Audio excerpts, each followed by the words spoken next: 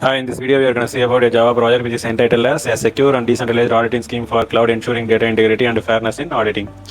So let's go inside and see through that what are the authors that has been proposed.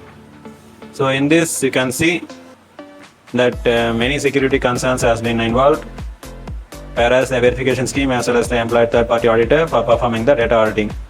Here some of the disadvantages has been there, as like data has been corrupted while securing, as well as the redundant of data which has been storing of information, and also there's a duplicate data with the data loss. So some of the disadvantages are those things. So which we need to overcome all those things.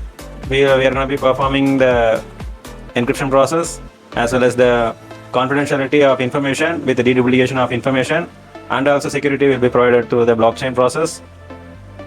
So let's see the architecture diagram of this process. So here you can see that what are the process which are users as a data owners, auditor, cloud service provider, and a blockchain as a smart contract. So here you can see the data transfer as well as the audit delegation and challenges with the generation as well as the response, and finally the audit by the auditor. So some of the information will be stored in the blockchain which has been performed by the auditor. So let's see through that what is the process of that and how the working process has been done.